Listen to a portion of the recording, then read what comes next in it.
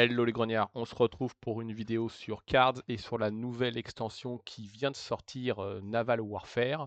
Mais avant de faire une vidéo de partie, je pense que, il est important, de parler de plusieurs choses. Donc, je vais enchaîner plusieurs vidéos sur Cards. Ça fait quelque temps que j'en ai pas faites, mais là je trouve que c'est vraiment très, très important. Et la première vidéo, va concerner justement, les cartes qui se sont vues erratées, nerfées. Je suis sur le Discord de Cards que je vous invite en fait à consulter, de temps en temps puisque, dans, l'onglet, Balance Change Reroll, vous voyez, à gauche, et bien, vous avez, les modifications, qui ont été apportées et on va pouvoir les regarder, une par une ensemble. Alors, la première, c'est, Claim the Sky. Donc, désolé, hein, moi je ne joue qu'en anglais, donc c'est vrai que j'ai le texte en anglais, mais on va pouvoir en parler. Cette fameuse carte qui était très, très forte pour les unités aériennes lorsque vous jouiez, soviétique en allié ou en nation majeure, ça a été légèrement nerfé, c'est-à-dire que vous ne gagnez plus que +1/+1 au lieu de +1/+2 avant de combattre votre ennemi. Ça reste, quoi qu'il arrive, très, très fort. Je l'ai testé là dernièrement. Heu, voilà, dans 90 des cas, ça change rien, mais c'était important de le faire parce que cette carte était vraiment, très, très forte. Donc voilà, petite modification, ça me semble pas illogique, voilà, la carte reste quand même très, très forte et très, très jouable. Alors la deuxième carte, c'est celle-ci. Alors là, pour moi, c'est je suis hyper déçu, c'était, si vous préférez, une carte très, très importante dans les jeux meules. Le jeu meule consistant à faire défausser des cartes à votre adversaire lorsqu'il a trop de cartes en main, donc à un moment il peut plus piocher, donc il perd en prenant des points de dommage. Cette carte avait déjà été modifiée une première fois puisqu'elle valait que 2 crédits, elle était passée à 3 crédits, honneur et loyauté, Legio Patria Nostra, la Légion. Voilà, et là le texte a complètement changé, puisque maintenant vous devez cibler une unité alliée, donc une des vôtres, pour piocher, 2 cartes. Alors, certes, cette carte peut rester intéressante, peut-être pour refaire revenir une unité qui devrait mourir dans votre deck, en même temps en pioche 2, mais ça tue le jeu meule. Donc, si vous préférez, moi je suis très, très déçu, ça c'est vraiment très, très dommage. Il y avait un jeu américain-français qui fonctionnait aussi avec. Mais bon, c'est comme ça, à voir comment, au mieux l'utiliser. J'ai une petite idée, et on verra ça dans une prochaine, vidéo. Alors, le Somua. Alors le Somua, c'était un tank, très, très fort et il l'est resté. Si vous regardez, la modification n'est que sur le coût d'activation de l'unité qui est passé à 2. C'est limite normal au vu, de ce char, qui, fait que, jouer la France en allié devient très, très fort. Comme ça, vos unités se déployaient en +1/+1, -1 de coût d'opération. J'ai fait une vidéo à un moment parce qu'on m'avait demandé un jeu, aux Français, je l'avais fait avec ça. La carte reste toujours aussi fort parce que le Somua n'a pas pour, dire, obligation majeure à monter en ligne de front et à attaquer. En général, vous la gardiez 1 en défense et 2 pour son effet. Donc ça change pas. Légère, modification, que je trouve pas, énorme, voilà, c'est pas con. Alors ça, c'est une carte, qui a été nerfée, que moi je joue énormément, que je continue de jouer, mais c'est vrai que le nerf est plutôt méchant.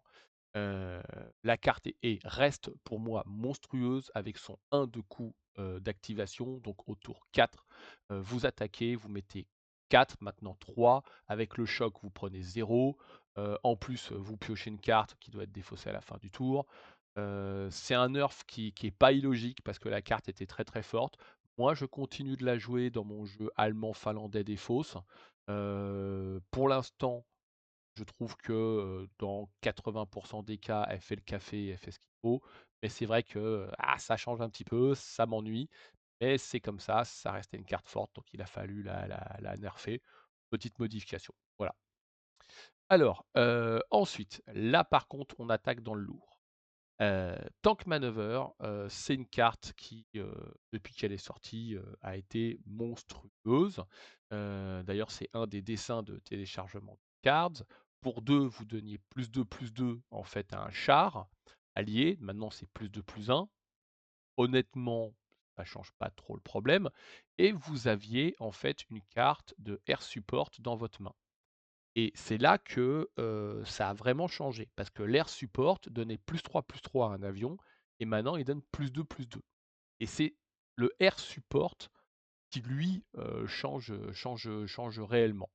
Mais, autrement, l'effet premier ne change pas. Vous voyez? Voilà, donc, c'était normal parce que là, ça devenait fort. Booster le char, booster l'avion et 3-3, ça commençait à piquer. Là, +2/+2, ça me semble vraiment plus raisonnable, pour 3 d'actes de coups pour lancer la carte parce que n'oubliez pas que le chasseur comme le bombardier, il reste dans votre ligne arrière, il a jamais besoin de monter donc, c'est assez facile. Donc c'est tout à fait logique, que cette carte, ait été, nerfée. Alors, je sais Pucli, dans la communauté de Napoleon Saga, de mon jeu, avait râlé, sur ce jeu, justement japonais commando, One Roof, qui reste, était excessivement forte. La carte reste quand même intéressante puisque maintenant elle est jouable dès le tour 4. Vous piochez toujours 2 cartes. Par contre, vous allez gagner, un maximum de 4 crédits, heu dans votre partie, quand vous jouez la carte, alors qu'avant, j'ai souvent vu, des gens, gagner, 6, 8, voire même 10 crédits, à chaque fois par les slots qu'ils avaient perdus avant, hein. Pas sur le 1er One Roof qui était joué, mais sur le second ou le troisième, ouais, ça arrivait. Donc c'est un nerf qui est très, très important, pour rendre en fait, le jeu, plus intéressant. Je parle du jeu en général, hein, je parle pas de ce jeu-là précis, parce que, le mec pouvait dérouler, et jouer tout seul, pendant 2-3 minutes et vous le regardiez faire. Donc, c'est un nerf qui pour moi aussi est tout à fait normal et une nouvelle fois, gros travail, de la part, des concepteurs. Alors Bismarck, il y a beaucoup de choses à dire sur Bismarck parce que, dans le début, Bismarck c'était, 10 K, mettent, 10 points de dommage. Les gens se sont plaints parce que c'est vrai que partie qui dure un petit peu autour 10 mettre 10, c'était quand même la moitié des points de vie de votre budget qui partaient d'un seul coup. Donc, les gens, jouaient, justement allemand, Jap, ou allemand, British, aggro, avec des avions pour le British, et puis tout d'un coup, tour 10, bam! Allez, tu à 10, tu à 0, bonne nuit, un suppo et au lit, bonne nuit les petits. Donc ils ont réduit à 7 points de dommage. Ils l'ont monté à 8 et je peux vous dire que ce point en plus est énorme.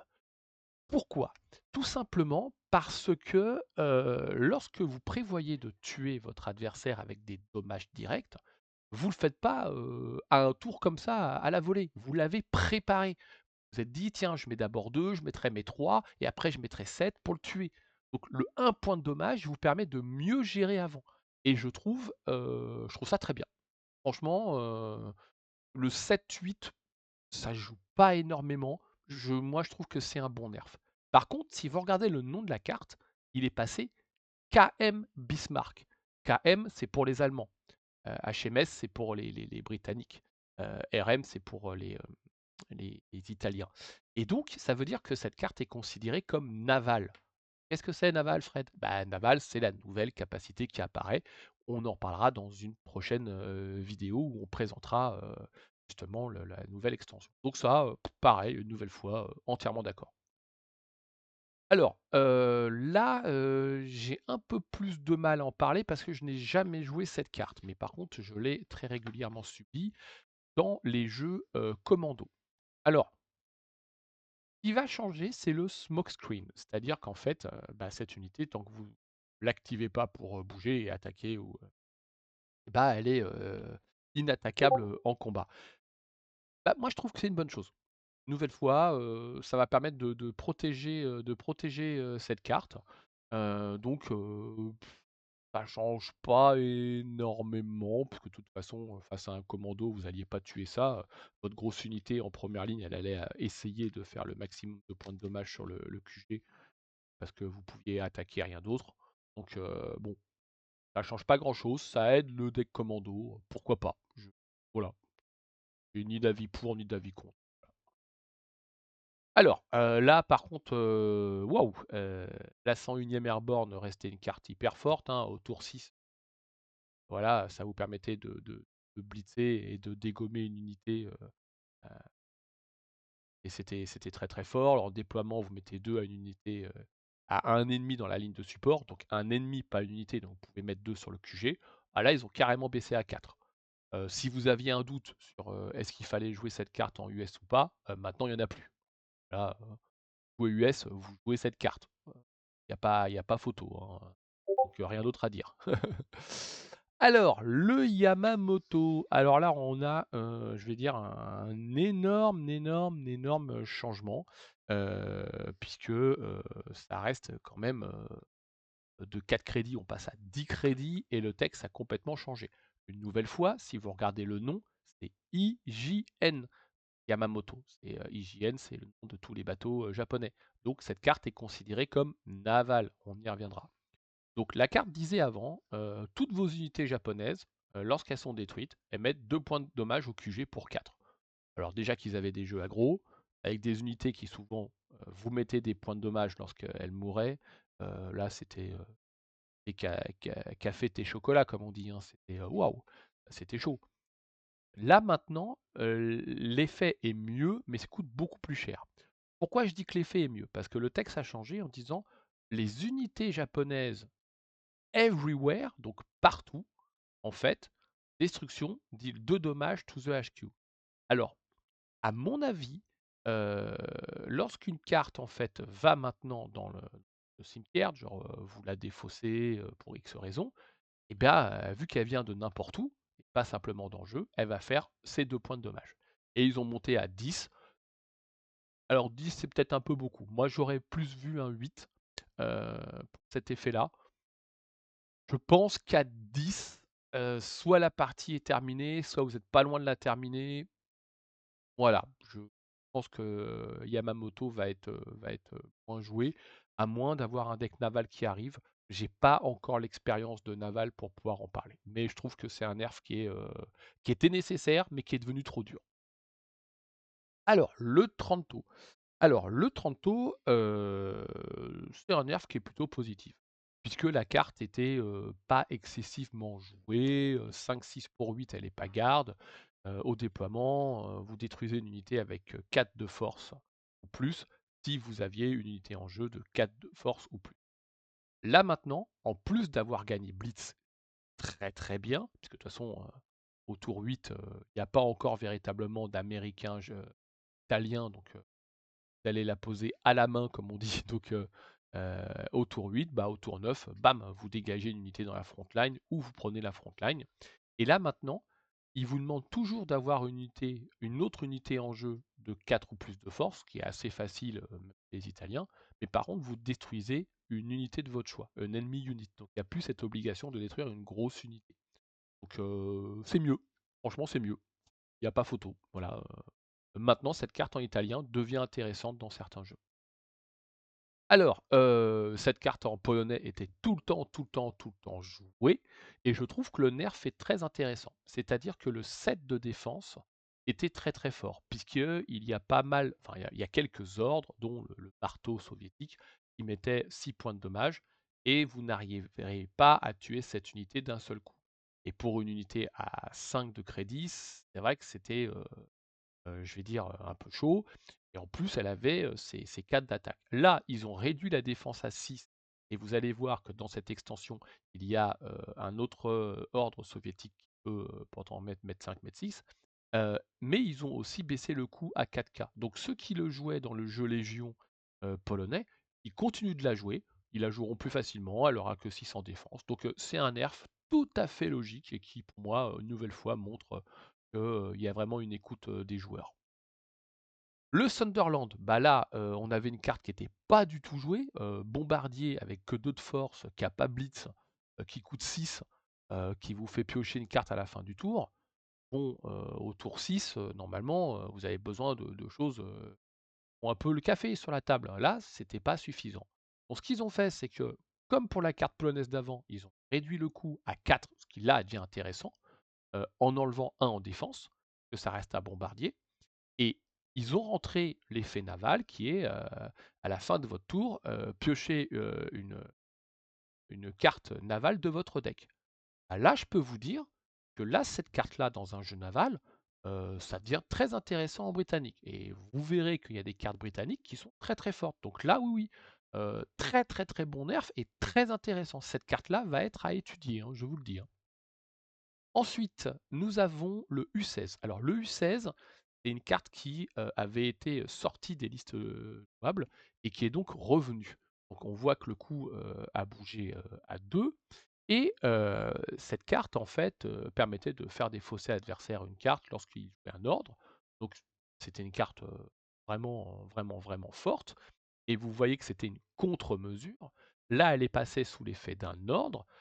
Vous faites retraiter en fait, une unité, votre choix. Donc je vous rappelle, hein, si vous faites, retraiter une unité qui est dans la réserve, elle remonte dans la main du joueur, hein. C'est pas que la ligne de front. Et vous piochez une carte, si vous avez une carte navale, au-dessus de votre deck. Alors parfois, vous allez jouer cette carte en vous disant: «J'espère» et parfois, bah, vous savez qu'il y a une carte navale au-dessus, puisqu'il y a des cartes britanniques, italiennes qui vont permettre de le faire. Donc, je pense qu'elle reste intéressante et c'est à voir, à tester. Ensuite, qu'est-ce que l'on va avoir? Route. Alors, là, je pense qu'on avait une des cartes les plus pourries du jeu. Pour 2, vous détruisiez une carte qui avait un coût de 1 ou moins en gagnant un crédit. Oh, bullshit, ça servait à rien du tout, la merdasse. Là maintenant, ça coûte 1, donc déjà un ordre à 1, top, hein, le commando le savent très bien. Convert target unit with cost 2 or less in route troop. Alors, qu'est-ce que ça veut dire? Et, convert, c'est en fait une nouvelle capacité qui apparaît, qui va, justement, transformer, une unité en quelque chose. Et là, ça la transforme en une route troupe, donc une troupe qui est en train de dérouter. Je vous le montrerai, c'est un token 1-1, qui coûte 1 d'activation et ça se joue sur une unité à 2 ou moins. Donc ça permet par exemple, de, défoncer, certaines cartes qui ont des coups à 1 ou 2 qui, sont très, très fortes avec des effets. Je pense surtout aux petits chars, allemands, 2-2 pour 2 coût d'activation de 1, si vous possédez une infanterie, son coût d'activation devient 0. Donc déjà, la transformer en 1-1 qui n'est pas un char, c'est très bien, pour plein de raisons au niveau des boosts. Et si en plus elle a eu des boosts sur elle, bah, vous lui enlevez tout. Donc là, cette carte devient intéressante dans plusieurs types de jeux. Alors, ensuite, on a blocade. Alors là, pareil, blocade, la carte était pas terrible. Pour 3, vous mettiez un point de dommage à une unité et les unités dans la main de l'adversaire coûtaient un de plus. Ça avait été un peu joué à un moment lorsque certaines cartes qui étaient le format, permettaient de ralentir l'adversaire, de le faire chier, voilà. Là, c'est devenu beaucoup plus intéressant puisque pour 5, vous mettez 2 à toutes les unités ennemies. Et mettre 2 à tout le monde pour 5, c'est pas mal. C'est pas ce qu'il y a de mieux, mais c'est pas mal. Mais par contre, si vous avez une carte navale au-dessus de votre deck, et on y reviendra, je vous l'ai dit juste avant, là vous mettez 3. Et là mettre 3 à toutes les unités pour 5, waouh! Ça j'aime bien. Ça j'aime beaucoup. Surtout que la carte est jouable en 3 fois. Donc ça reste vraiment sympa. Et ben écoutez, voilà, là on a fait le tour, de toutes les cartes qui ont été, modifiées. Donc une nouvelle fois sur le Discord, vous pouvez les voir. Ça vous permet, de savoir, bah, que vous pouvez jouer maintenant et faire attention aux cartes qui ont été changées. Donc écoutez, j'espère que ça vous a permis de faire un petit tour d'horizon. Comme toujours, ça serait cool de mettre un petit pouce, de mettre un petit commentaire, ce que vous pensez des nerfs, ce que vous pensez des cartes qui ont été, changées. Et puis, bah, on se retrouve très, très vite, pour la suite des vidéos sur cartes. À bientôt les grognards.